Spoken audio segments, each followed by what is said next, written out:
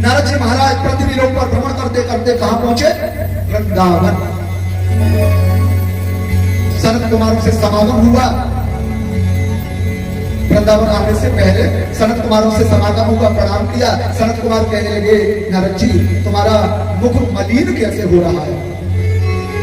मुख पर चिंता की लकीरें कैसे दिखाई दे रही है? तो नारद जी कहने लगे, हम तो पृथ्वी ख्याता तनयो मतो पुष्करम प्रयागम च काशी गोदावरी तथा। नारद जी कहने लगे, सनत कुमारों मैं पृथ्वी लोक पर भ्रमण करने के लिए गया, काशी गया, गोदावरी गया, पुष्कर गया, गुजरात गया, मध्य प्रदेश गया। सब लोग अधर्म पर चल रहे हैं। धर्म के नाम पर तो कुछ ही व्यक्ति हैं, एक बार सत्य बोल देते हैं तो ये समझते हैं कि हरिश्चंद्र के बाद हमारा ही नंबर है। कहने लगे महाराज सब जगह भ्रमण, अधर्म ने अपना वर्चस्व फैला रखा है, अधर्म ने। और घूमते घूमते मैं जैसे ही वृंदावन में आया, वृंदावन में मैंने अद्भुत दृश्य देखा। कैसा? बहुत सारी युवतियां बैठी हुई हैं और दो पुरुष वृद्ध पड़े हुए हैं और वो युवतियां रो रही हैं। मैं वहां उतर के निकल रहा था,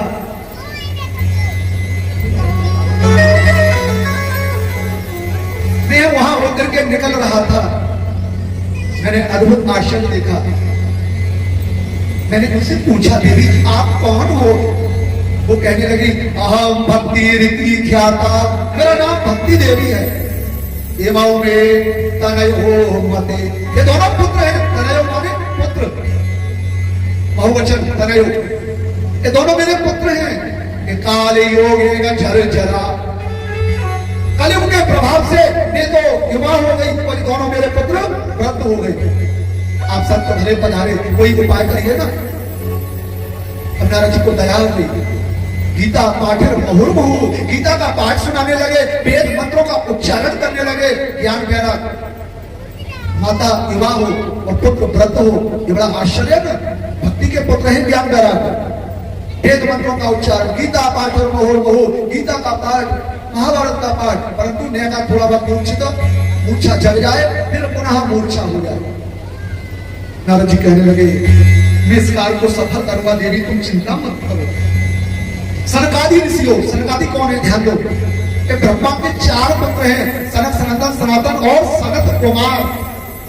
सनकादि ऋषियों को बता रहे हैं नारद जी। मैंने आकाशवाणी हुई, मैंने उनके कष्ट की निवृत्ति का संकल्प ले लिया और वो आकाशवाणी हुई सत्कर्म करने के लिए। मैं कौन सा ऐसा सत्कर्म करूं जिससे ज्ञान वैराग मुक्त हो जाए?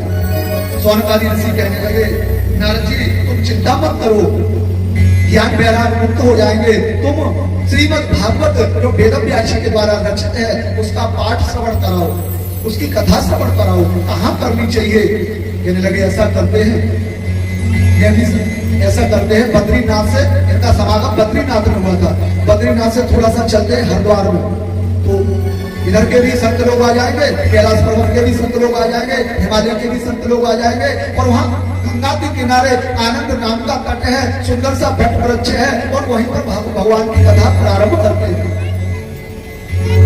अब सनकादि ऋषि बद्रीनाथ से नीचे आए, भक्ति देवी को वृंदावन से हरिद्वार निमंत्रण दिया गया, आसन डलवाया गया, सारे ऋषियों को निमंत्रण दिया। कथा हो रही है आप भी आओ, कथा हो रही है आप भी आओ। सारे ऋषिगण बैठे और सनकादि ऋषियों ने बड़े भाव से भगवान की मंगलमयी कथा का रसपान कराया और भक्ति इस कथा को श्रवण करके मुक्त होकर के आनंद विभोर होकर के बड़े भाव से गुनगुनाने लगी। श्री कृष्ण गोविंद हरे मुरारी नाथ